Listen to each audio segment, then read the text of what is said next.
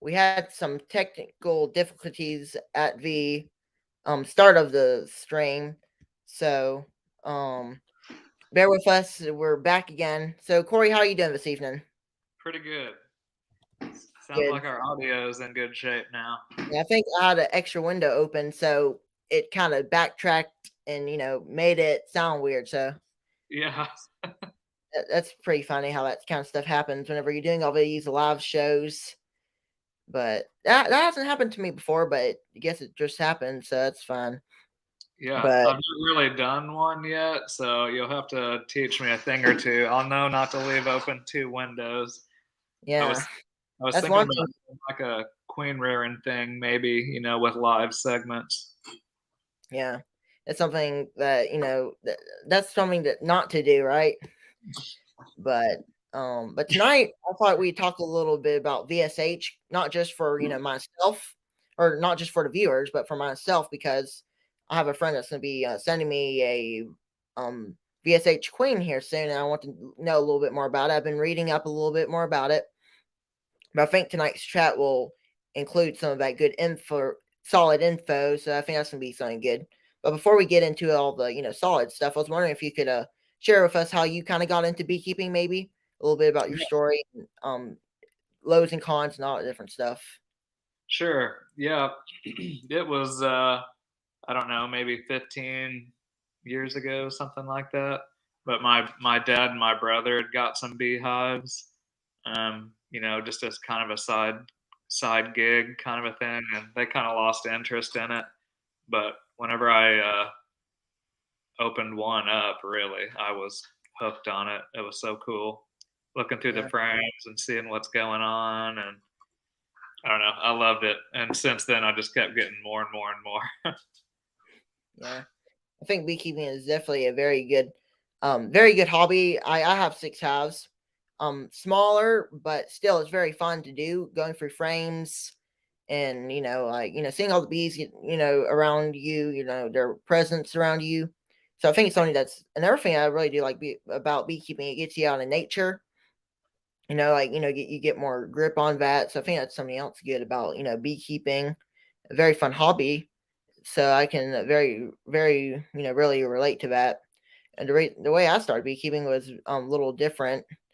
A while back, our mom got us into it, on like, so we went somewhere, on Facebook or somewhere, and saw that about bees, and we're like, hey, this may be fun. Maybe it may be easy. Maybe make a little income out of it. And we that's kind of how we started, and ever since then, we've been hooked on it. Yeah, if you can get hooked on it pretty easy. For This is sure. our yeah, this is our seventh. I think this is our seventh season that we've been keeping bees. So it's something. Nice. So it's been a while, but I've learned a lot of things here on the rad, right? Oh yeah, So for sure. yeah, Man, but that's real cool. quick, That's definitely it's real. It's very fun to do. I really like it. But I think the first thing I wanted to real quick talk about it is what is VSH? Varroa sensitive hygiene, and what do you do with it? And just tell us a little bit about it, about how you use it and what you're doing in your situation. sure. Well, I think they found out or discovered VSH. It was at the USDA bee lab in the 90s. So they've known about it for a long time, but they were tasked with finding mite resistant traits because, we got Varroa mites back in the 80s. So they've been around a while. And they were just looking for ways to naturally combat the mites. And so they found that trait set, and VSH stands for Varroa Sensitive Hygiene. And really, the main thing that the bees do is they'll smell mite infested brood, when they're under the cap, and they'll just open them up and remove them. So it actually shuts down mite reproduction, but it's just from removal or hygienic removal. Yeah, I definitely, whenever we're here, Varroa Sensitive Hygiene, you kind of can hear about it in the hygiene part of it. So the worker bees at at the queen lays, the VSH virgin queen that you guys sell. So once she lays those eggs, that's a VSH bee, right? Right. And the drones will be 100% because I use artificial insemination. They Yeah, don't have a dad, only a granddad, which is yeah, kind of confusing. But so the drones would be pure VSH, but your bees, like if I sent you a queen cell or I sent you a virgin queen and she open mated, in your bee yard, yeah, the worker bees would be 50% my VSH and 50% your yeah, local bees. But yeah, Harbo had a paper on that too. So basically, a lot of people think, if it open mates, will you just lose all of it? But yeah, there was studies where they investigated that, and they actually that first generation for sure that colony is extremely mite resistant. yeah, yeah. Because that's something else I was, looking up again on the internet is saying that if you have like a virgin queen that like a VSH queen, you put it in a hive that's not VSH, and it'll turn itself from that standard colony to the VSH colony. But if you did it the other way around, put a non VSH queen bee in a VSH hive that has VSH bees and no queen, then it's not going to carry on VSH. It's going to carry on whatever you put in it. Yep, that's Yeah, exactly right. And the thing too to keep in mind about that is, that works for other stuff too. Like if you got a hive that's really nasty, mean, and they just don't like you to work them, well, you can requeen them, with a queen from a more gentle line of bees. And yeah, then, like you said, after that worker population turns over, they're way nicer. yeah, Or, if they're not VSH and you're wanting to add that, you can yeah, requeen with those VSH queens like you're gonna do, and yeah. then you're putting out those drones in the neighborhood too. So Yeah, that's yeah, something I think that's something that goes on with everything. So whenever they say that, I can completely understand that because it happens with every other genetic. So say if you have a Russian hive and you want to recoin it to an Italian, then that worker, the queen lays, the Italian eggs. Just depends on what drone she or depending on what drone she mate with, it'll usually be Italian.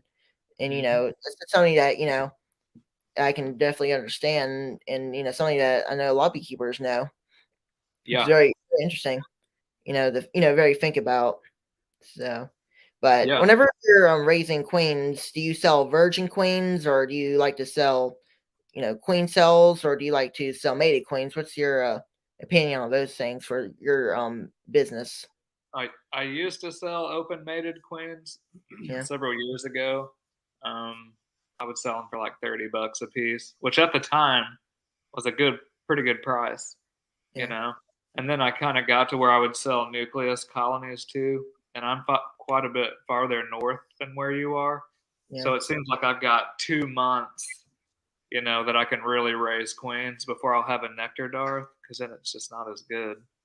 yeah, And I could get at least 2 rounds of queens, but it yeah, got to where I would just decided to just sell the nucleus colony because they were getting close to $200. I yeah, basically couldn't raise enough rounds of queens to yeah, make it. If I did 2 rounds, that was $60, or I could just sell the nuke and get 185 or whatever it was at the time. yeah, So I backed off on those, and then I started selling queen cells and virgins, and then some breeder queens too later after I figured yeah. that out.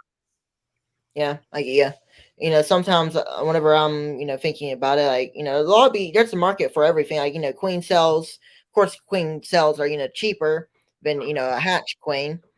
but once you get that cheapness in them, and they can hatch, and I think that's something good that you can buy queen cells. Then you have a market for virgin queens and mated queens.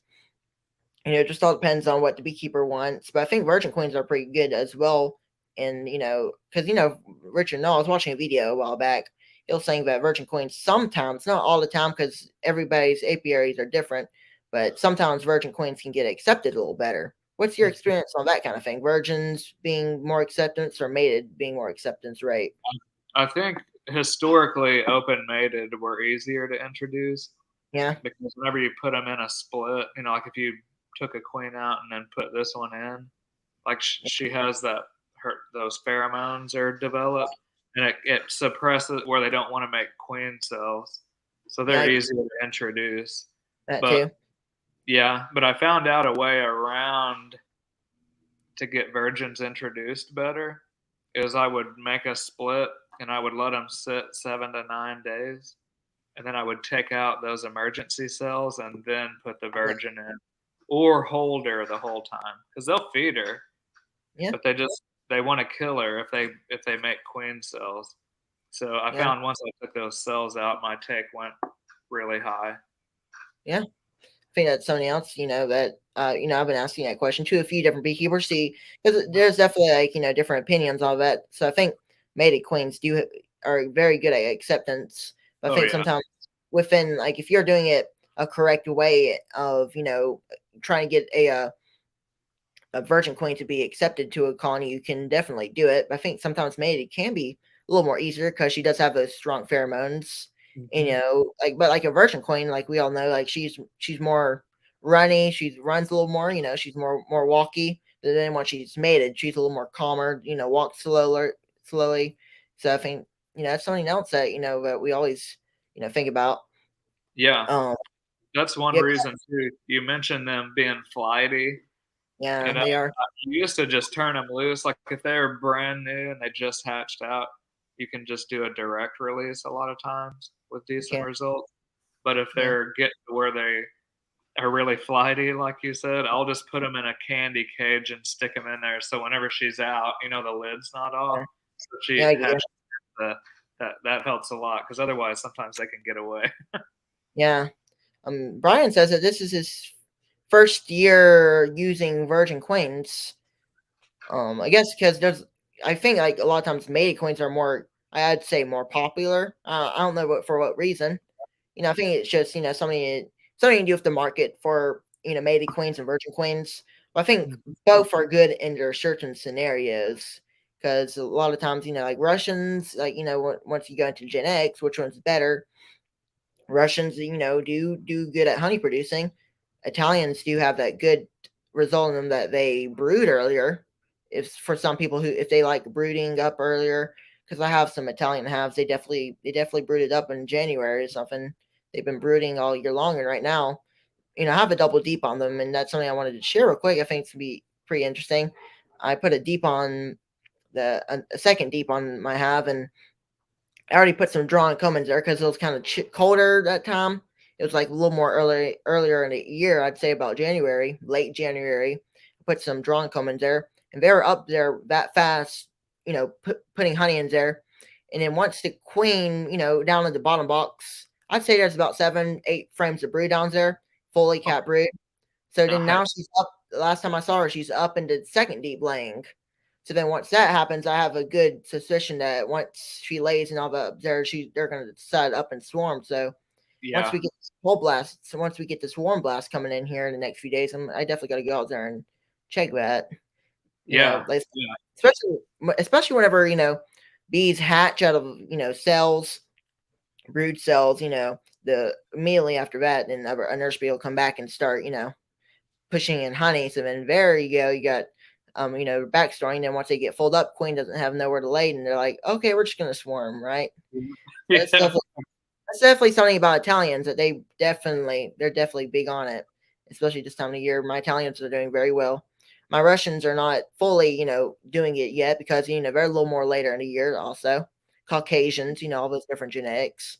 One thing I did Yeah. want to ask you is, whenever you have your VSH line in your apiary, have you ever seen a difference between the VSH and then standard Italian hives. Is there any difference that you see, or both very similar?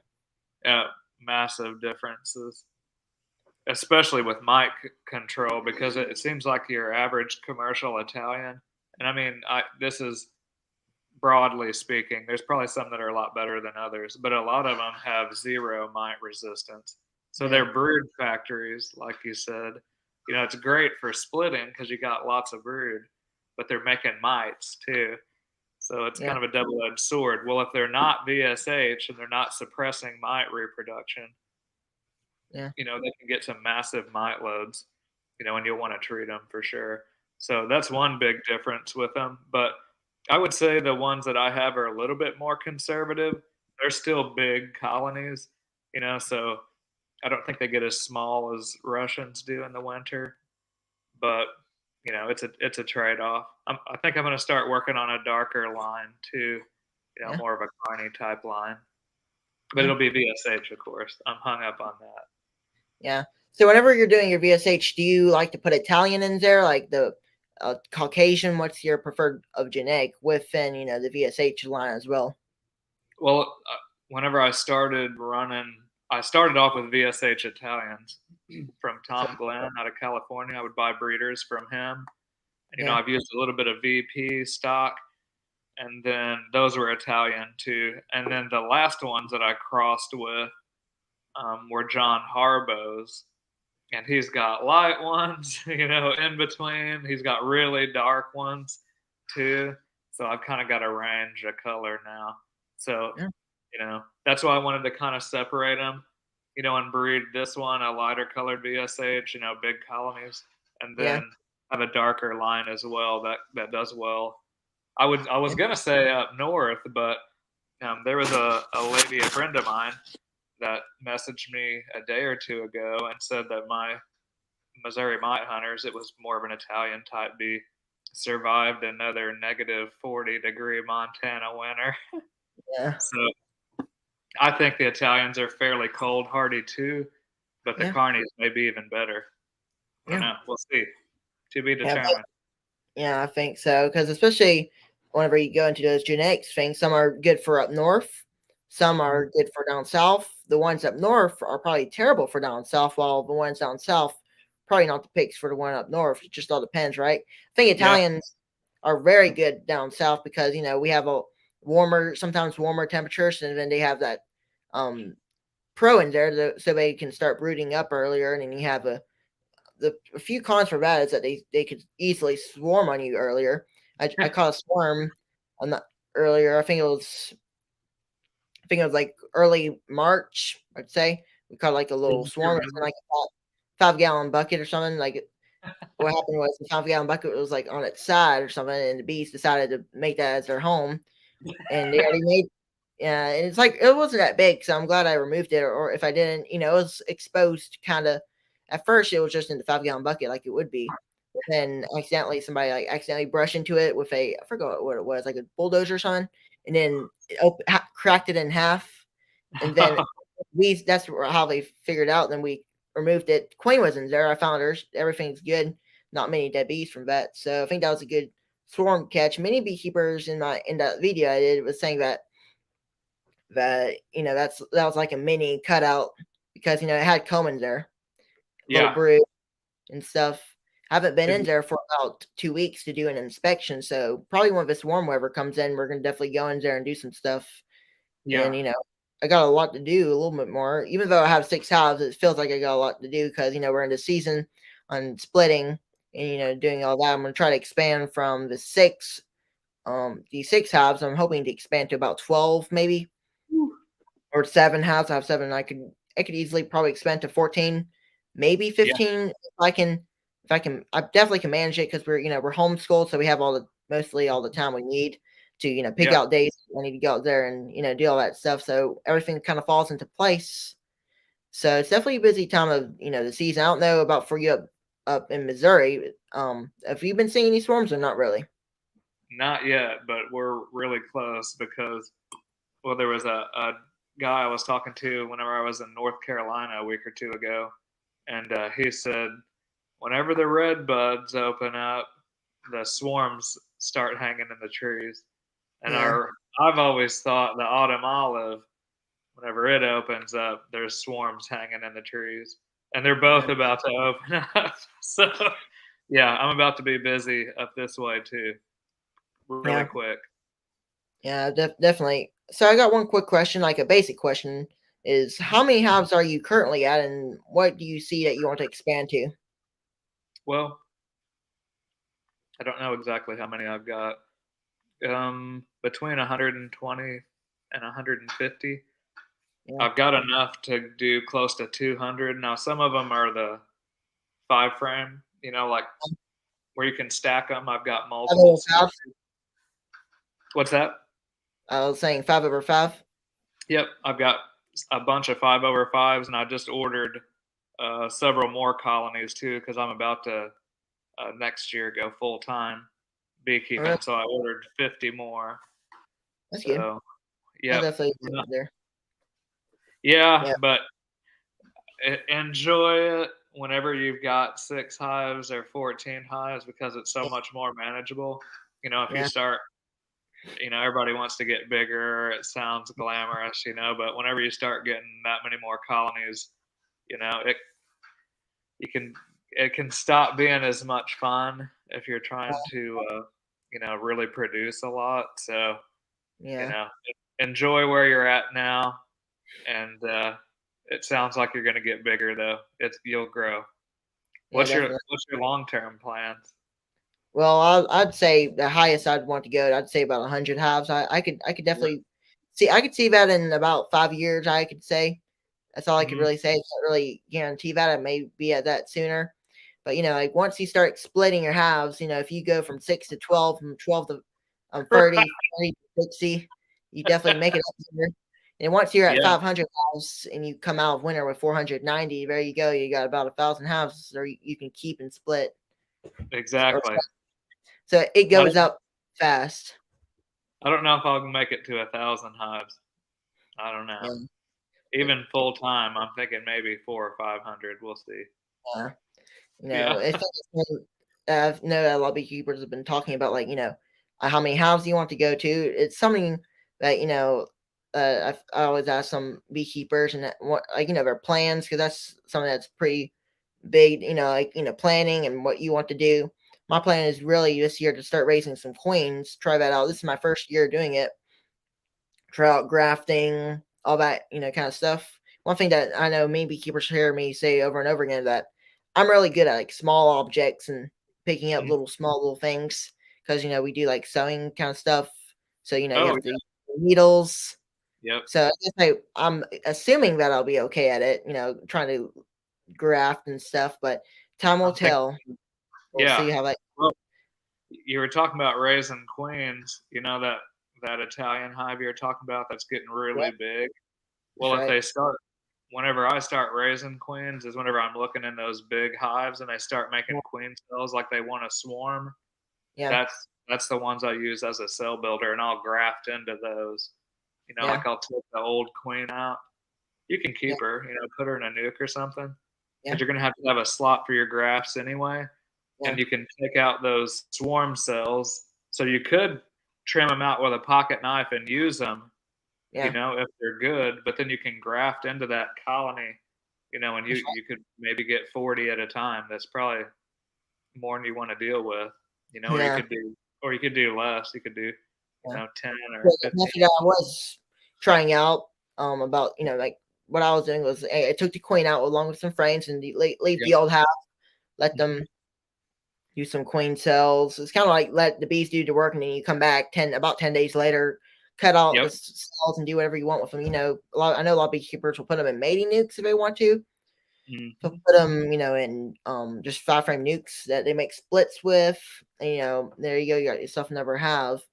I was doing that. I ended up at first they made like 7, 8 cups, but for some reason they just kind of minimized it down to 2. So Yeah. then I didn't want to take one out because I didn't know if one was gonna be bad, and then maybe you know they'll have an extra one just in case if they need it, right? So Yeah. then she ended up hatching like a virgin queen, and she destroyed the other one cell that remained. That's what they usually do right when they hatch. It's Oh yeah. first one out wins. The one that doesn't come out loses. Yep. That's basically the whole concept of that. That's Yeah. it's something that me beekeepers were telling me that's pretty smart that I did. I was doing this in a Russian hive. I put in a Italian frame, and that's basically the only frame they grafted out of because I put real small eggs. They ended Nice. up having 2 on that one, so the Italian queen came out. So I'll have probably I'd say about 60% Italian and 40% of something else that's out there. Yeah. I'm thinking about I have a nuke or two that I have that are full of drones. It's just unbelievable. I made a splits about a week ago. They're looking good, and I'm Nice. thinking we live on 40 acres on land. I'm thinking about we're on on the end side of my bee apiary that I have. It's on I'd say the right side of the 40 acres. I'm gonna put a few nukes at the left side of the place, and then that can be basically like a small place where I can have some drones to mate with my queens. Just like I guess I'd say a mini drone flooding yard, kind of separate some stuff. We Yeah. have some spots that we're looking at to put more hives at in the near future, so we have enough yards and stuff to put bees at. So I very well could go up to 100 and have places to put them. Yeah. That sounds good. Yeah, but first, the only thing that my thing is about, I'm not going that fast, is once you go up and get more hives, the more it'll cost you on feeding and all that kind of different stuff. This is Feeding, true. that's one thing. That's one thing I was going to ask you. And what do you feed your bees, or what do you like? In springtime, maybe winter, fall. What's your plan for on feeding? Yeah, I probably should buy sugar by the pallet, but I Yeah, just go right to the grocery store. same here. Yeah. That's But what we yeah, that's do. what I do. I still just mix it up in buckets. I probably need to get, like a pump or something Yeah. upgrade because, but we'll feed with jars. Like our nukes, I cut a hole in the top of the lid, where it can stick a jar right on top. So if they're Yeah. if they move up through the storage, that feeds right on top of them. And then Yeah. like the big hives, I have hive top feeders on. What about Yeah. you? Well, I was feeding just standard 8-ounce jars just I'd say about 2 weeks ago. And on Mhm. my swarm that I caught, I was feeding that to them, and they took it like they had one gone within about 2 3 hours, and they at Yeah. 8 ounces. So I was like, I can't do this. I'm not gonna go out there 3 hours a day and go feed them. And then I bought some 1 gallon buckets, so then they can drink 1 gallon buckets, like 5 or 6 of them. I got the lids off of Better Bee. They make ones with 40 micron screen. I actually do have a video that's coming out in a few, or I guess a few days that I'll upload it, and it explains much more Okay. about because it's like a few hairs, like the vacuum. Once you turn it upside down, it just strips a few times and it's done. So Yeah. right whenever that happened, I was like, well, this is pretty cool. This is going to work very good, and it has worked. I had to have that big hive that me and you were talking about that I have drank one of those within 24 hours, 1 gallon of 1-to-1 sugar water. So I'm sitting here like, well, I can't go through that every day. So I'm trying to minimize that one. Yeah. That hive is one that consumes a lot. Whenever it went into winter, it wasn't that big. It wasn't. It just wasn't a decent size. I'd say about supportive on 5 frames. Was it in I've a one deep? It was on one deep. Went Yeah. into with a single and had 5 frames, I'd say.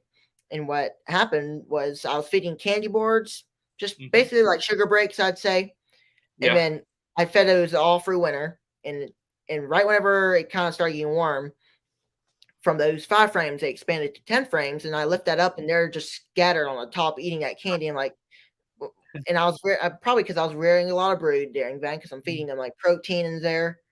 So then after that, they got so full, like every time I lifted up, they're just completely covered, which is a good thing. It'd be that if I left it how it was, it would have been a great cell builder. But what I Oh did was yeah. I just put it never deep on there because I could tell they needed a room. Mm. And then right when I put that on, like I said, they went up there. Queen goes up there, starts laying. So They're pretty big. They take a lot of food, so Oh yeah. that's something I found funny that I thought I'd share, and also I mentioned it in a video that bees take stuff pretty fast. On the Mm, other hand, my other halves, they're not taking it that fast. I had to refill some today. It was like 72 hours. I'd say about 3 days. They consumed that 1 gallon. I think 1 gallon buckets are really good if you're like a bigger beekeeper like Bob Benny. mhm. But I know a lot of beekeepers like 2 gallons, especially for that big calf that I had. It'd probably be good if I put a 2 gallon, but I think 1 gallon's all I need for Yeah. 1 to 1. I like to feed finisher up. Do you like to do 2 to 1, 1 to 1, or do you like finisher up? It depends on what I'm doing. Like if I'm making them heavy for wintertime, I'll do like 2 parts sugar to 1 part water, so super super thick. And if they're you know in between, maybe I want them to build a little bit. I'll give them 1 to 1. But if my cell builders or my new nucleus colonies, if I want them to just raise a ton of brood or feed my queens really good, I do the opposite of 2 to 1. It's 2 water to 1 sugar, and that's Yeah, super stimulative. Like they want to build comb, they want to feed brood. The queens want to lay more because they think it's like how they act whenever the nectar turns on in the spring. yeah, They definitely. build wax, and it's the same thing. They think it's the same anyway. Yeah, because that's one thing I was watching a video on. Bob Benny was talking about it. So, like, a lot of times beekeepers will do finisher. A lot of times beekeepers will think that you have to feed 1 to 1. It can't be thinner than that. But what actually, whenever they collect nectar, it can be even thinner, Oh yeah, like thinner. So then, either way or another, that's one thing I always say that they don't care. If you, because sometimes a lot of beekeepers will like to measure it, make sure it's perfect, 1 to 1 sugar water. But I don't do that. I just pour it in there, look at it, put a little yeah, water into it. It just takes too long to actually, do that yeah. and measure it Same. all, I do the same. Oh, because, I was gonna say too, if you use like the really really thin stuff, yeah, don't mix it up any more than you'll give them, and over the course of 72 hours or something, because it seems like if you leave it in a bucket for a little bit, you'll have like a little moldy yeah, floaters in there. So with that, it seems the really thin stuff builds them up fast, but it seems like it molds quicker too. yeah. That's one thing to also look for, and fermenting and all that different stuff. Mm-hmm. Of course, I like to just use normal sugar, granulated sugar. Is that what you use, granulated? That's my popular choice. And a lot of beekeepers will ask me, can you use powdered sugar? And I don't really care for using powdered sugar. I mean, I guess you could, but, I was reading on an article, even though it's used for dust washing, that you really shouldn't use it. I mean, I guess it wouldn't matter, but for me, I like the granulated. I Mm-hmm. guess it's just more my style. That's what I like to use is granulated. And, Yeah, it's clean too. I think the powdered sugar has cornstarch in it, so that that it's too. not as cakey. So I don't know that it hurts them. I don't know if it'd be real good winter feed. Because they may have to clear their bowels out more. Yeah, that's So right. So granulated sugar is just, better for them. yep, Well, better for, like you're just saying, like powdered sugar can make them go to bed for more. I think yeah, granulated sugar is a better sugar to use. I know yep, that there's a lot of people who use, high, corn fructose syrup and that yeah, different stuff, but I think granulated sugar works fine. The only thing I'd say is it's a little pricey, especially, I bet you could get it cheaper if you bought it in bulk on a pallet or something. But I'm just mhm, buying it from the store, right? I don't really. We're looking for somewhere to maybe buy it in bulk, get it cheaper. But for time being, we just go to the store and pick what's on the shelf, and that's yep. about it. Same It's here. just yeah, because I think that's most simplest solution to do it. And of course, you could, like I was saying, you could just order off the pallet, get it cheaper. But if you're Mm, small like me, you probably don't need that, you yeah, know, because if you're gonna get 400 pounds, I'd say that's about maybe even more, because it has to be above a certain limit for them to sell it cheaper to you, I'd guess. mm, But for yep, that 400 pounds, you won't probably need that. It's just gonna be sitting in your garage or somewhere for that whole year, and you'll probably use it all of it eventually. But I think that's good for a commercial beekeeper, I would say. Oh yeah, because it kind of gets kind of clumpy or cakey too. Yeah, If you leave it sitting for a while. I guess if there's any moisture in the air or something, it seems like it's in chunks. So it's probably better to use it fresh. 100%. I had some of my sugar do that. Of course, Mhm. it doesn't bother me. It's still water. I just store it up and make sure it's all good in there. But a lot of times, it'll just sit there for, let's say, a few months, and it'll feel like a brick. You have Yeah, to go and heat it up, and it's gonna be like, in different chunks. So that's right. for buying too much. Buying less and using as much as you need, less, like, that's just something that I like to do. I got a question here. Cory, what do you make your candy for queens out of? Okay. Usually, like I'll take just regular granulated sugar, like we were Yeah, talking about, and I'll put it in a blender where it's kind of powdered a little bit. yeah, And you're supposed to use invert sugar. Like I used to be able to buy it out of Walter Kelly or Kelly Bees. yeah, Um, what did they call that stuff? Pneumoline. And then you just mix that together. Um, you can use honey, but if you're yeah, using antibiotics or you're not sure if you have American foul brood or not, then don't use honey because you could spread it, yeah, if you're not aware if you have it or not. So yeah, either just sugar and pneumoline, or if you're for sure you don't have American foul brood, you can use that sugar, like I said, with honey.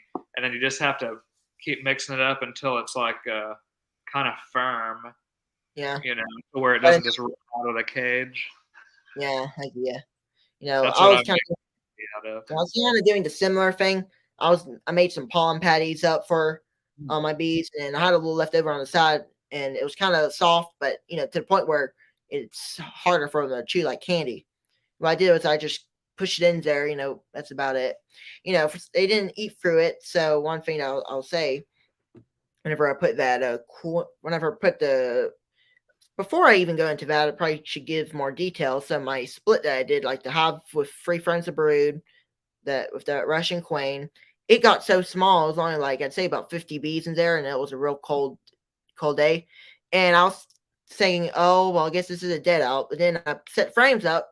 I see queen walking over here on the side of the frame with barely any bees, and I'm like, I run over to the house, get a queen cage, put her in there, put her aside, say, now what I'm going to do? I have a queen, and I don't know what to do. So what I did was I just pulled up from some brood frames out of my strongest hive that probably needs to be, I put some of those empty drawn foundations in place of those 4 frames of brood, or I'd say 3 frames of brood. So then they'll have more room to lay, so that'll give them an advantage. I put those frames in that nuke that I thought was a dead out, but it wasn't.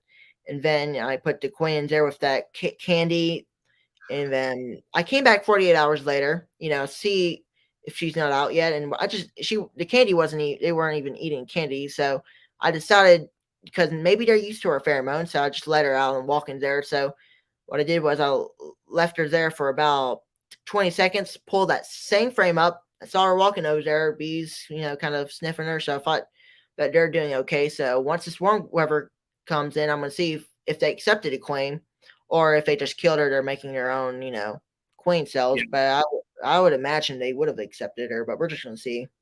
yeah. So you Yeah, did but that that's recently. say that again. You did that recently. Yeah, we did that recently. It was about last week, Okay. or actually, it was I'd say it was Thursday whenever I checked them. Yeah. I checked 48 hours, so I'd say I started that Tuesday, and then 48 hours later would have been Thursday. Thursday morning, I went out there. I have seen some make it out of pure marshmallow as a base. Is that an inverted sugar? I don't know. I mean, I think I've looked at what is it? Marshmallow. Isn't it like puffed? What is it? I've looked at the label before. I don't think it's invert sugar, or if it is, they've done something with it. But I've heard people say that they use that. Or have you ever seen those circus peanuts? My Yeah, grandpa used to have them. They're like those orange colored soft candy. Yeah. I've heard of people using that too, like as queen cage candy. I don't know. I've never used it. It might work. I've never People used have marshmallows that. for that, but I know it's popular. But I hear a lot of times people say that they use it just for like a time being thing. So maybe say that they just need to store a queen, they'll put a marshmallow in there. Or maybe if they want to bank the queen, they may put a marshmallow in there. Mhm. So, but I think a lot of beekeepers say, can you use a marshmallow because it's wide and you can easily push it in there. It's already made. But for me, I don't use marshmallows. I haven't used marshmallows, so I don't have experience with that. Me neither. Say, okay, Robert asks Corey, have you sold out of your queens for this year yet? I did like around the 15th of this month. Um, I could see I was getting close, and so I made just a little video and said that I was getting close to selling out, and then Yeah, before the end of the day, they were gone. So yeah, I may have more, but I don't know. I don't want to commit until I know for sure. That way I yeah. don't have to do a bunch of I refunds. yeah, that's right. Because once you get all those orders, say you have 300, 400 queens that you're trying to sell, and you only make out 200 or 300, you still have 100 customers waiting for their queens. So it's good to. So if you have extras, you can always go on your YouTube channel or on your Facebook, say, I have extra queens. If anybody wants some, better go ahead and order them now, and then I can send them to you. So Yeah. I think that's something smart to do, is not sell too many and commit to something that you might not achieve. Well, I know because I raise about the same number every year, so I know what I can do, and Yeah, that way I didn't want to sell too many and then, the weather not cooperate or something. So, yeah. But the thing is I sell them through my website. You can go on there and request, like notify me when it's back in stock. So, if somebody was wanting some, they could request a back in stock notification. And then yeah, once I see that I'll have extras, then I'll put them on there ahead of time. So yeah. Russell's asking, Corey, have you started to graft yet? I was thinking that I might start grafting today, Yeah, but it was pretty cold and it was very windy. yeah, My wife helped me. We fed some colonies in yeah, one of our other apiaries. yeah, So, no, I didn't start this week. My plan is that I'm going to start 1 week from today. And then yeah, we graft every week. So yeah, once we start, we'll be raising queens till mid June or so. yeah. I know, like the people up north are not experiencing what we're experiencing. What's Yeah. your temperature? So I kind of can know. What was it today? I think it was upper 40s. 40s. That's Jamie not bad. said she thought it might have got as high as 51 degrees, 51. but it was Here it was more like 54, 55 maybe. And okay. I was feeding bees some today. Some of them were low on. Even though it was cold, even at cold at night, they're still up there consuming that 1-to-1 sugar water. Oh yeah. Because and like my swarm, they're just clustered on that. Like just like maybe I'd say about 50 bees are just up there eating it. Like that. And that's the same thing some I ever have. They're just up there like clustered on it, wanting that food because 1-to-1 sugar water, they like that kind of sugar stuff, especially, it kind of stimulates the queen. That's what I Mhm. really like about springtime. Springtime's whenever you can feed 1-to-1 sugar water. I think Oh that's yeah. something to stimulate the queen if you're a person who wants a lot of bees. Like, somebody who sells packages or nukes, you want a lot of bees. So I think 1-to-1 sugar water works in that case. Whenever Oh you're yeah. So yeah, that's what temperature was. Kind of chilly today. It wasn't that bad. This week's supposed to be more like 81 degrees, Ooh. 50 for the low. It's supposed to be nice. So I'm probably break into some colonies Wednesday, Thursday, and Friday if I have the chance to, because those days are going to definitely be a good day to go out there. And next week's supposed to be real nice as well. I'd say on our 81-degree days, I'd say that's probably about 71 degrees for you, probably Yeah, somewhere around. you're right. It showed. I think it was supposed to get up around 70 degrees, but it Yeah. seemed like we had rain moving in too. Like it's warming back up, but then we'll get rain for several days. But by the weekend, it looked like it was clearing off. So Yeah. this weekend Brian we'll. says it was, Brian from Casa House says it was 49 in Whew. Northeast Ohio. Yeah, that's close to where we were at, and it was really windy too, so it was a lot cooler than it seemed like. Yeah, it was kind of windy today. I was doing some videos and stuff and using like umbrellas to block off the wind. Yeah, Yeah, but that's what I've been trying out to do. Like I see a lot of beekeepers doing that for their videos, and what I do is I just kind of set up like a little umbrella yeah, blocking. Like, depending on where the like my camera is facing south.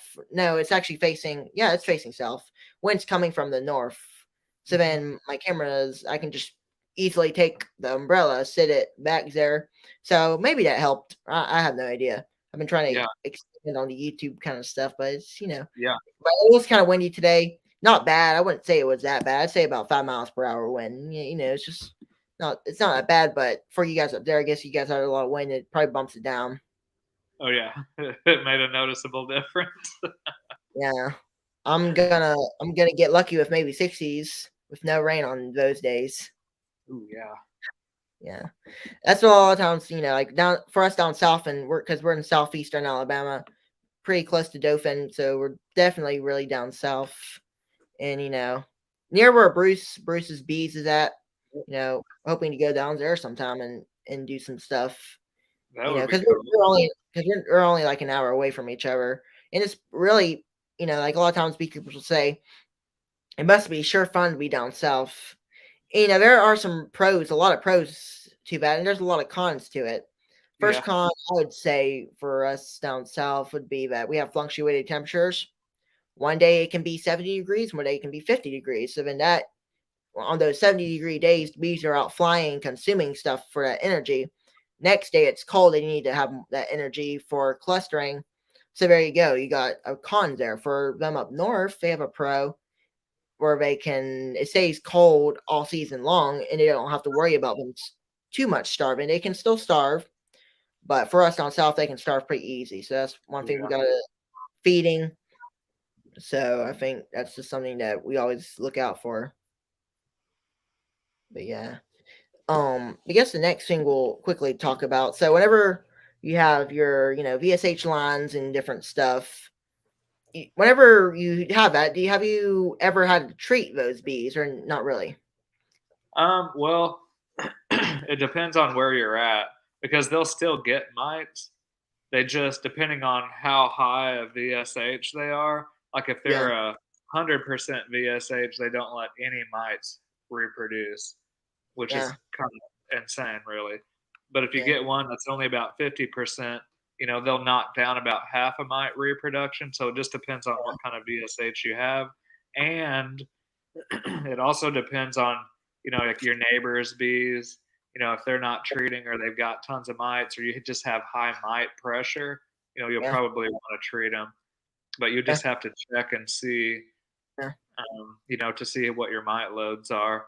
Right. But I'm not treating them. The only reason I don't is just so I can get an accurate measurement on the bee's ability to Yeah, shut down mite reproduction. And yeah, that's the reason why I don't. If I was just running a honey operation or normal beekeeping operation, I'd definitely use an IPM program. So yeah, whenever your mites are getting out of control, you're gonna want to do something about it. yeah. But that's one thing I was always wondering. Like, because I heard beekeepers sometimes say that they have to test, and sometimes when they test, they have a lot of mites in there. Yep. What's the highest mite count that you've had in a VSH hive? You know, um, I really wasn't keeping a lot of alcohol wash data, but we do late. Oftentimes, we'll do a late season VSH assay. So Yeah, that's a 100 mite or 100 pupa sample. So in one of the late season ones, we found 5 non-reproductive mites and 100. Just a little 100 patch of brood. So they didn't allow any mite reproduction. But if you had a washed those, because if you do a wash, you're going to use about 300 bees. So yeah, that would be like a 15, 15. which you would definitely want to treat that. But at the same time, they weren't allowing any mite reproduction. So that Yeah, just goes to show you, even if you've got mite resistant bees, the mite loads can get high depending on where you're at. And so that's where the alcohol wash comes in handy. because you can see where you're at and see if it's getting out of control. You want to treat it. That's right. I was treating a hive of mine. It wasn't a VSH hive. Like I said, I have a friend that's sent me one because I want to try it out, see how it works. Probably do a split and put, do that. We're gonna try that out. But my ever Russian hive, I was testing it. It seemed like they have like 20 mites, and right now they don't have like a laying queen, so they don't have no brood. So it would be a real good time to put some OA in there. Oh yeah, for sure. But did you lose a queen? What do you say? Did you lose a queen, or is she just not laying yet? Or actually, that's to have that split. Oh, okay. I see what you're saying. Gotcha. And then, in that same time, with those 20 mites, that kind of helps. So then that's basically, I'd say, breaking the brood cycle, because she's not laying any more eggs. So then mites are not as bad. I wouldn't, there's still probably a lot of mites in there, but that's breaking the brood's, queen cycle. Like a lot of times they'll do it for a week. This time, I'd say this is like a 4-week, brood cycle. Maybe even less. It just all depends on how fast that queen gets mated. We're having these warm temperatures coming up. So then she's probably gonna have a good time going out there doing a mating flight. She hatched, I'd say, about last week, probably on Thursday. I saw her. Like I quickly went in there, lifted up the frame, and I saw that one of the queen cells were broken. One of the queen cells had a little opening at the end.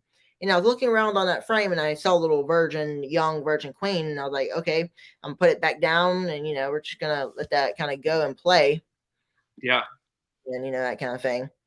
But real quick, before I almost forgot that we're gonna try to do a quick giveaway. Because we just reached that 500 subscribers. What do you got to give away? Just like we're planning on doing like a small little poster. My brother sometimes will do photographer kind of stuff. We have some good photos of that, and we did a giveaway 4 months ago for that, and people really liked it. So I thought I'd do it again. And yeah, just give me a second. I'm gonna do it.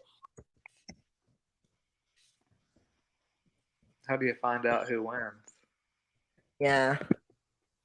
Okay, here we go. Now I gotta share it so then everybody knows that it's fair. Yeah.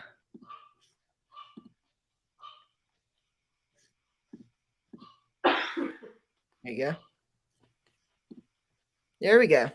Put hashtag B poster and then then you can be entered in the giveaway.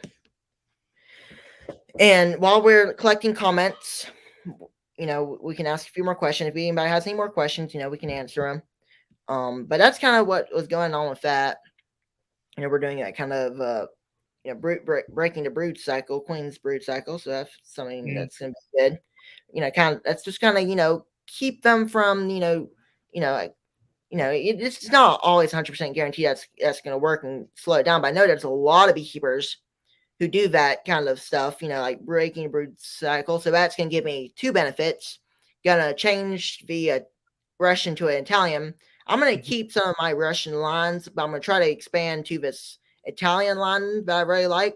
That strong hive is just one of the best ones that I really like.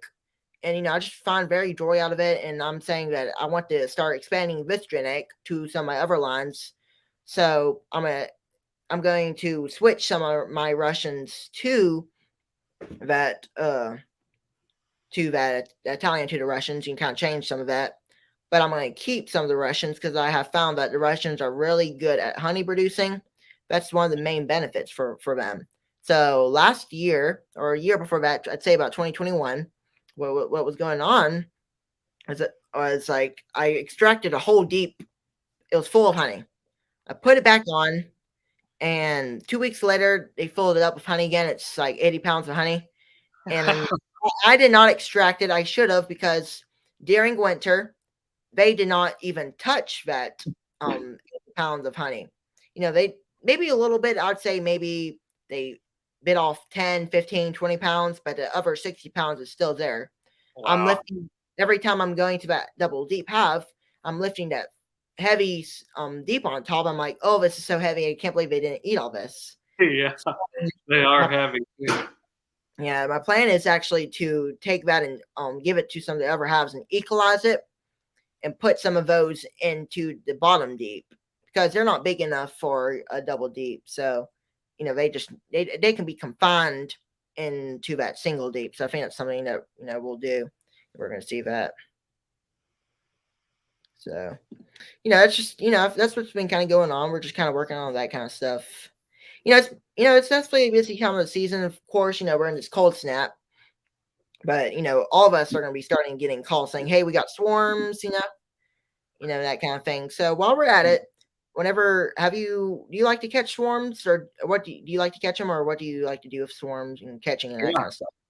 I do like to catch swarms. We've done it for quite a while. A lot of times I'll just keep a nuke in the back of my truck, but Yeah. there for a while too, I was working a day job and I would be raising queens.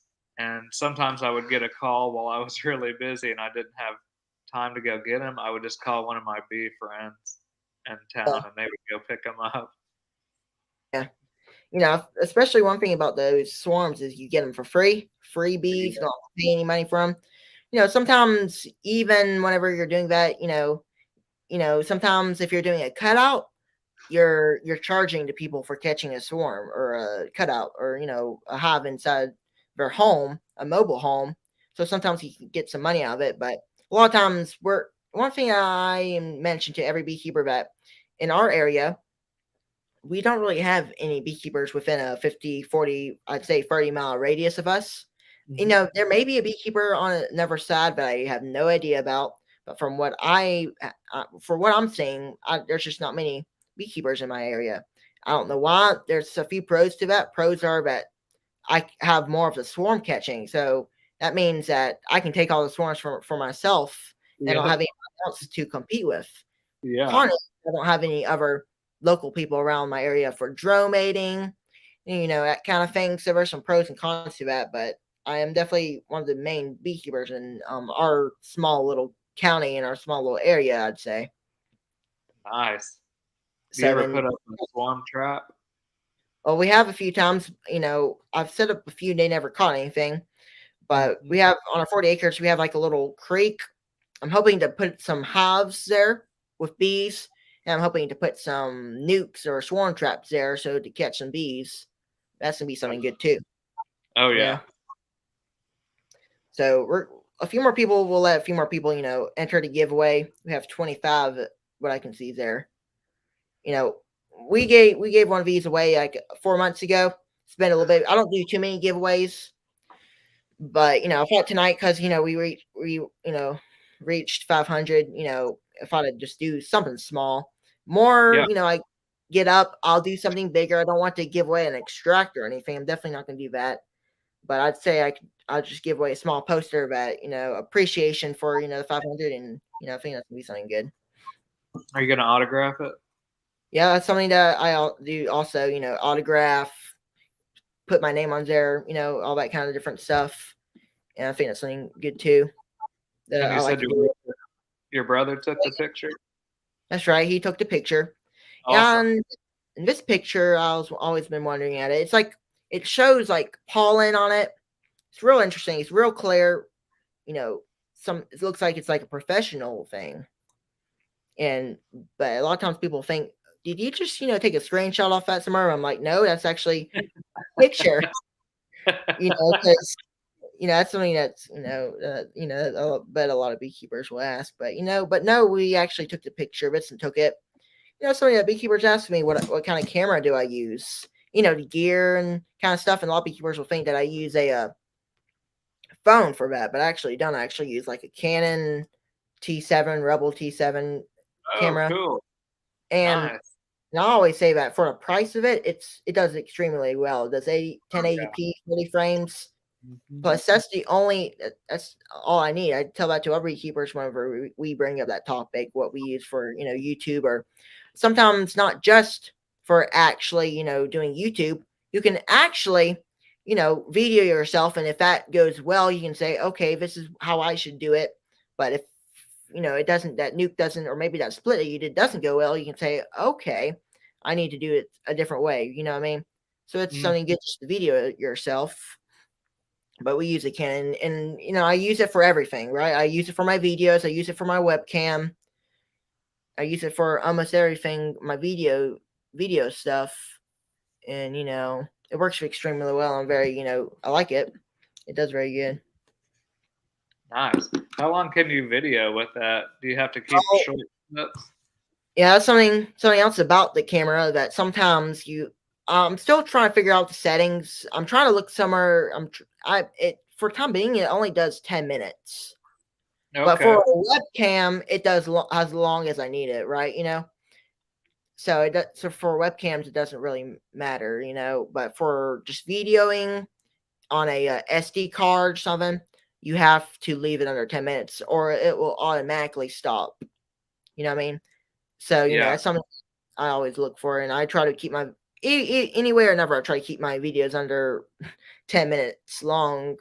I have videos on my channel that are 30, 21 minutes long, and that's pretty long. And I don't know how many beekeepers want to sit around watching a 31-minute video, unless if it's like a live chat, you know what I mean? Live chat or a interview, then they will. But if it's just, I like to keep them kind of small. Yeah. Smaller, but sometimes I'll do longer videos. The only time where I'll do an hour plus is whenever I do these live chats or these podcasts, Yeah.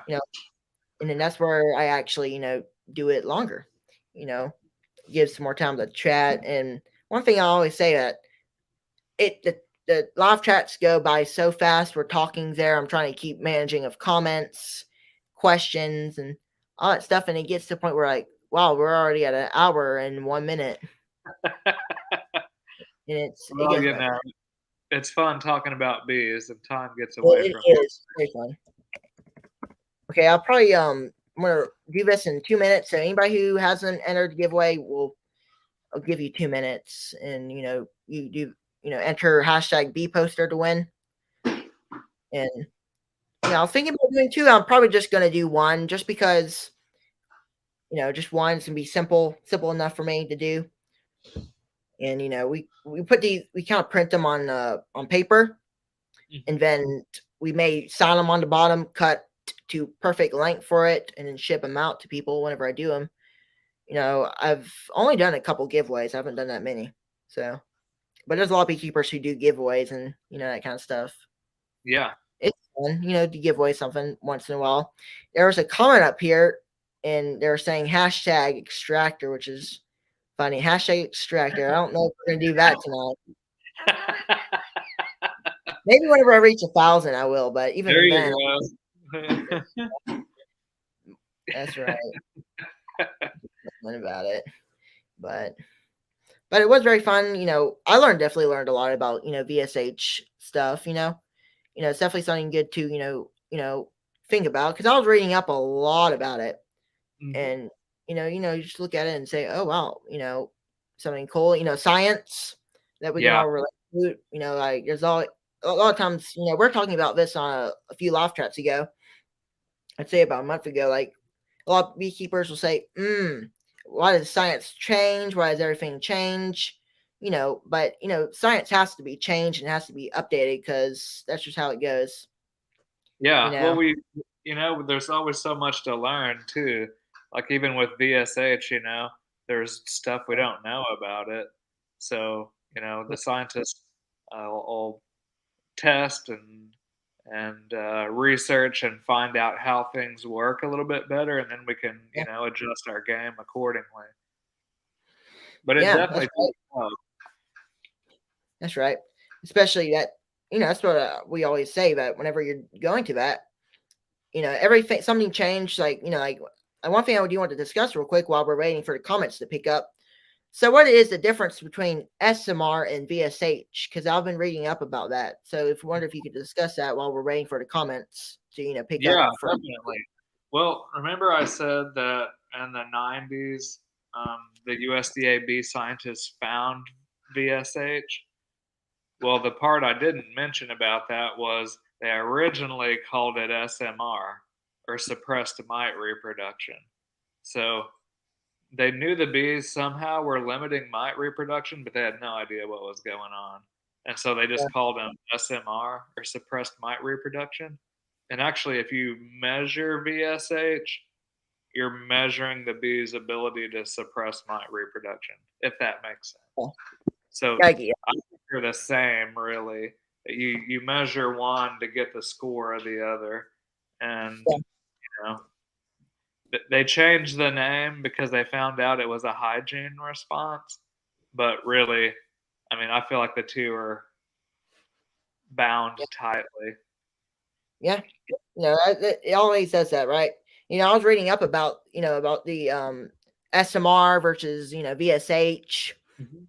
and, suppressed mite reduction. And then I was, looking at it because, they did further, looking into it, and they're like, okay, we need to change it to VSH because it's a hygiene. Yep. So it's something simple that, I was looking at, it's something. Yeah.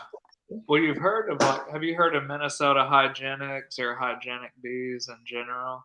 Yeah, I've heard of something about that. Not much, not much comes through my desk. A lot of Yeah. times people will offer stuff to me, but I have probably heard it. Well, just regular hygiene. If something's dead, like if the brood's dead, they'll find it and throw it outside. But Varroa sensitive hygiene is very specific to mites, not just dead brood. And Yeah, they're also very sensitive for sick brood. Like if you have high viral loads, in yeah, your colony because of mites, mite pressure rising. Well, those VSH bees throw out high viral load pupa, so you don't see deformed wing virus and things of that nature, even when your mite levels start to climb. So yeah, I would say, and I don't know, I don't know that there's studies and stuff to back this up, but I would say because VSHBs are more viral resistant, that they yeah, could handle a higher mite load without crashing, but yeah, still, you'd want to monitor it, and if it starts getting out of hand, clean them up. yeah, But it just seems like they kind of got some of their own ability to deal with it, where a lot of other bees have no ability to deal with mites at all. yeah, like yeah. So we'll go ahead and do the giveaway real quick. Then I got a few more topics we can discuss, and then we'll go ahead and end it off. So everybody, I hope you're entered. We're go ahead and draw this thing. There we go. It's fun looking at spin who's gonna win, right? Yeah. Alan Blanton, congratulations. Awesome. I'm gonna go ahead and put my email down here, or Vincent behind the scenes. My brother is always behind the scenes. Put my email in the description and email me. We'll have to make sure it's you. All that kind of different stuff. And we'll get you that poster. It's we ship it to different places. Last time we did it, so but that was fun to do that little small giveaway. But next thing I want to talk about is whenever you're raising your VSH queens, what's your preferred method to raising queens? Do you like to do grafting, or do you like to just let the bees do the work and cut off the cells? What's your main focus on raising queens, and which methods you use? I've used a lot of different methods, but what I do now is just grafting. And I'll use large queenless Yeah, starter finishers, but it's basically just a big queenless hive. One that's already wanting to swarm. Those are the ones that I use, but I do graft into those. yeah. It But just there's a seems. lot. Go ahead. What's I was saying there's a lot of different methods for raising queens. Yep. You have starter slash finishers. Mhm. They have their pros and cons. I think a starter slash finisher is better if you are raising like 10, 15 queens. If you start peaking 20, 21, maybe even 25 queens, all those bees might not be able to handle that. So then that's whenever Yes. you start doing a starter alone. You could do, put your grafts in your starter alone, which is basically a queenless hive full of bees, 10 frame box. 48 hours later, take those grafts out and put them in your finisher. Your finisher is basically a double deep with a queen excluder. Make sure your queen is on the bottom, your Mhm. top deep with, whatever, and you put it in there. They're going to, pull it out anyway or another, draw Mhm. them out. And then about 8 days later, maybe 7 days, a week later, you'll come back and, do whatever you want to. You know what I mean? You can take them, put them in nukes. Yep. I know a lot of beekeepers like to, like Bob Benny. I was watching a Bob Benny video. He was talking about he switches it around. Like, he'll first use a double string board. Bottom will have no queen with starter. Switch that around, put a queen excluder in it. It's like all you gotta have is 2 deeps, a queen excluder, and a double screen board, and then you have Yep. it kind of. It's It's basically. Say that again. Yeah, exactly. That I used to use a Queen Right starter finisher too, and a starter box. So I guess it would just be a Queen Right finisher, you might say. But Yeah, then I just went to where I would just take the queen out and just have the whole big double deep queenless, yeah, and that seemed to work pretty well. And I would use it for 3 weeks. I could get 100 queens or so out of it because I would do 40 each graft, and then after that I would just requeen them. yeah, definitely. Because especially whenever you're kind of doing that, if you're going to be doing those long time things, if it takes you 4 weeks to get a queen, there's going to be a lot of old bees in there. Mhm. It's going to be harder to get a queen in there, so that's one thing you got to look out for. So if you're Oh doing the starter alone, finish alone, that's what I like to call it. There may be another saying for that. I just like to go starter alone and finish alone. That's what I've been calling it as. yeah, But it's just kind of how it goes. Want to make sure you put a queen in there pretty fast. After I'd say you probably could use that cell builder for a week, maybe 2 weeks. Just all depends on because older the bees, the younger bees are the ones who make all that wax and drawing stuff out. Older bees are the ones who forage. If you have a lot of foragers, it's probably not going to be a good cell builder anymore. Then what you have to exactly. do, then after that, you have to put you'll want to introduce a queen, let her lay for a month, and then you can do it again, or you can use never have for it. So Yeah, it's a process, stages of your cell builders and your cell finishers and all that different stuff. I really think it's gonna be fun for raising queens, and because I've been always seeing people rearing queens, making a little money out of it. Mated queens go for about $40, I'd say. Virgins. That's one thing I did want to ask you. How much do you sell your virgin queens for? What's I, your marketing for that? I sell mine for 25. Exactly. Um, I've seen them go for 10, 15, $20. The I'm not the first one I've seen sell them for 25. Adam at VP Queens. I mean, Yeah. years ago, he would sell virgin queens out of his artificially inseminated breeders, which that's what I'm selling mine out of is my VSH artificially inseminated breeders. So I get 25 each on those. But, there's a lot of care involved too whenever they're emerging. You got to put them in candy cages, and then I'll add attendants, and Yeah. then they'll hatch. Well, you were saying you could leave them in your finisher for 7 or 8 days. I usually pull them, like I'll graft every Monday. And so every weekend I've got queens emerging. And then like Yeah. Monday I'll mail them out, to Yeah. customers. Yeah. It's definitely it's very good. About raising queens and all that different things because there's a lot of things you can do with queens. So Oh, that's yeah. another thing I was going to ask you. So whenever you have your queens, have you ever had a time where you had too many queens, more queens than you know what to do with? Yeah, I have.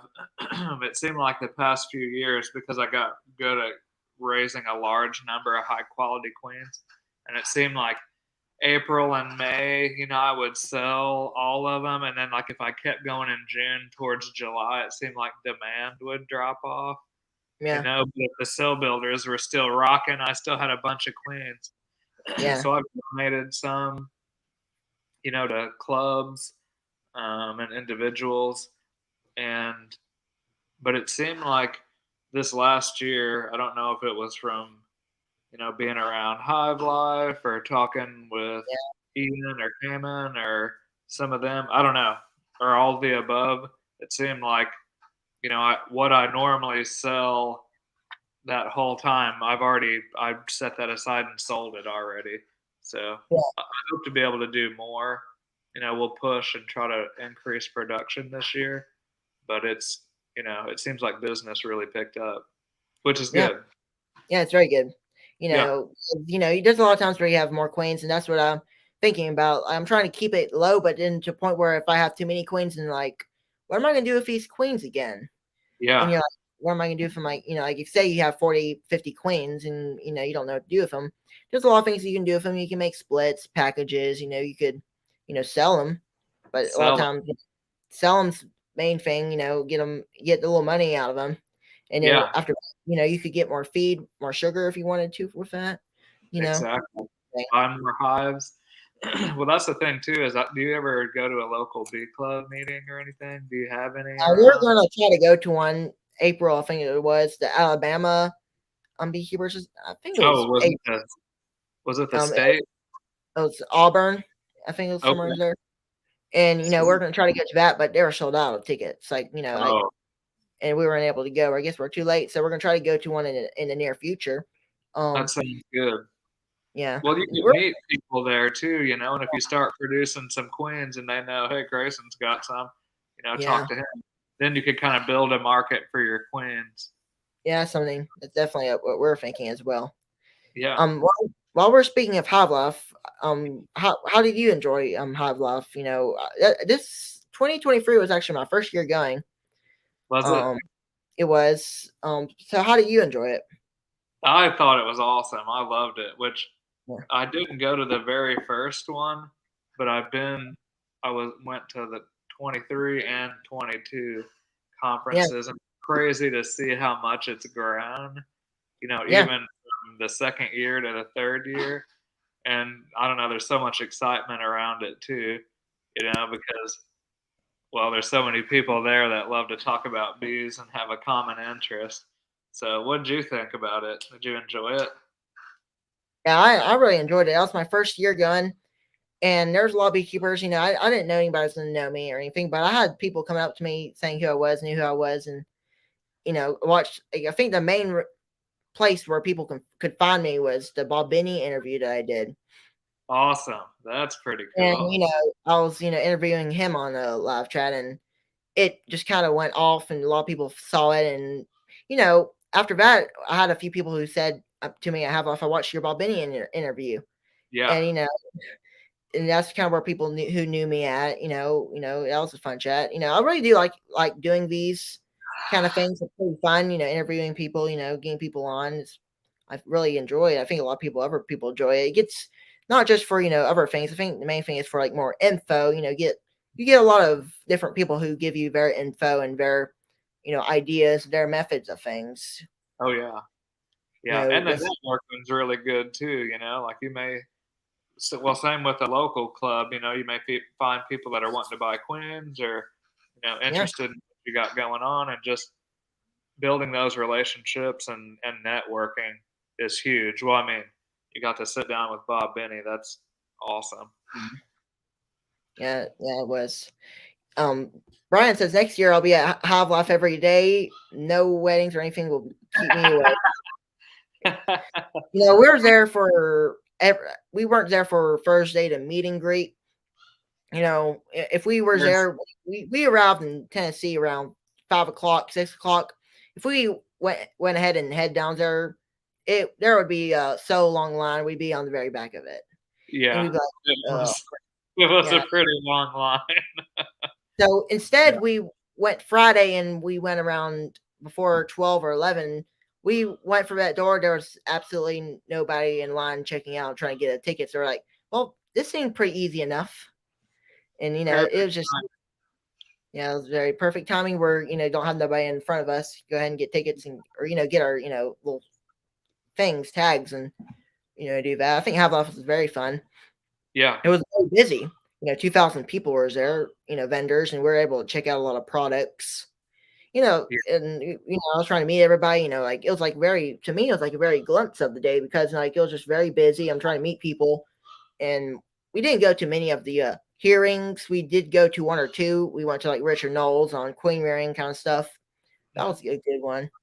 But other than that, we didn't really go to many of those. I was trying to meet people. And of course, you can always, play back the video because I think they released the videos. You can always buy the pack and go down there and watch them and hear what they had to say there. So that's something Yeah. pretty good that you can also do.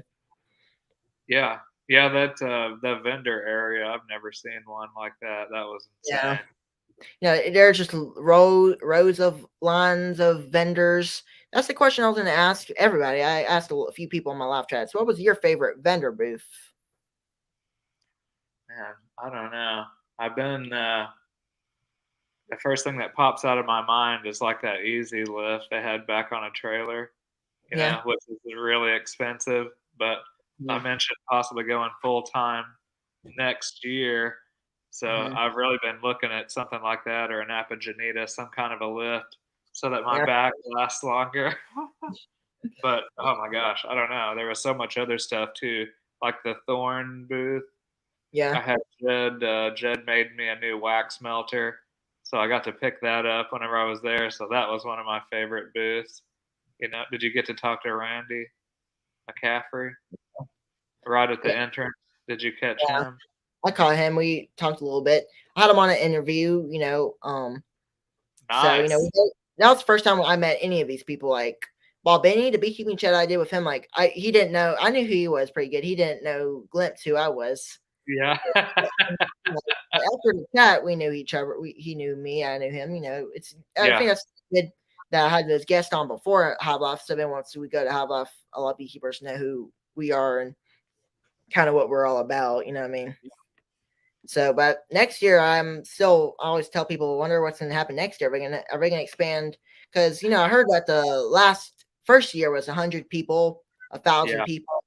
They, 1,000 plus 1,000 is 2,000. I'm wondering if they're going to do 2,000 plus 2,000, go up to 4,000, and so on. And Yeah, I don't know. I guess we'll just have to see what Cayman yeah, decides he there wants is. to handle. I mean, it seems to me like because I think they turned away some people that didn't get tickets last year. So, yeah, I don't know how much if he's going to expand more, or I imagine he probably would because it seems like the interest is growing too. You Yeah, know, so I yeah. guess we'll see. I'm We're looking just gonna forward to it. Though. It's always fun. Yeah, I'm looking forward to it. Like, right whenever Have Life 2023 ended, I was like, yeah, I can't wait for 2024 because, last year I wasn't able to do much interviews. I did get one or two, but the audio was no good at all, so I couldn't use them because I didn't have like a little mic. So Oh, sometime before Have Life, I'm gonna get like a little mic and stick it on me, you know, yeah, better video. I said I was gonna get a lot of interviews there, and I wasn't able to meet that demand. So but yeah, next year's gonna be fun. I'm gonna try to get more interviews, see more yeah. people. You I know was what I able, want to do? yeah. You know what But I I want guess to do next year? wait, say again. You know what I want to do next year? What's that? Well, I took like 10 or 12 pounds of honey to swap for other people's honey, and I Yeah, got some awesome honey. So really? next year, I think I'm gonna bring like 20 or 30 pounds and swap Yeah, for other people's honey. So if you bring honey, I'll swap you some Southeast Missouri honey. How's that? yeah. Do that because Okay. that's fine. You guess what? Because I really like trying other people's honey. Like other states. You have people up from I'd say Illinois. You have people up Yeah. from maybe even New York. You can taste Oh it what their honey tastes like. Maybe even Maine.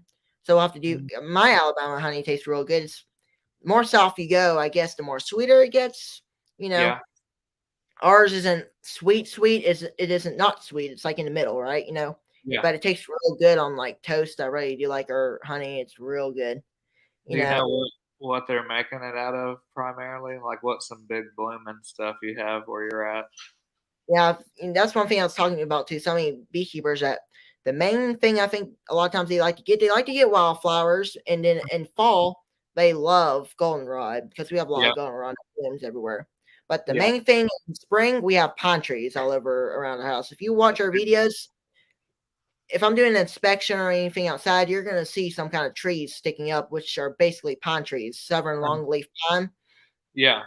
Each year, like they're just covered with pollen, and like right above them, like if the bees wanted to, they could go on top of our roof and collect it because it falls all over the house. It falls all over the cars, on windows, on the roofs, and Oh man. it's Wow. very very bad for our allergies. But I really love it for the bees. The bees have a real good nectar source.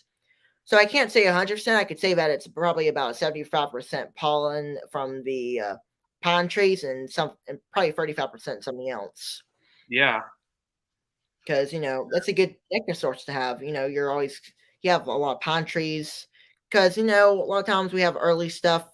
We had some a lot of stuff in the trees around late February, and we had a lot of rain come in, so some of it brushed off all of it, but it did not sweep off all of it. I don't know if this cold snap's going to hurt any of it. I don't think it will, but Yeah. even if it does, it's gonna come right back with this warm weather that's coming. So Oh yeah. but Well, that's just something how it goes, right?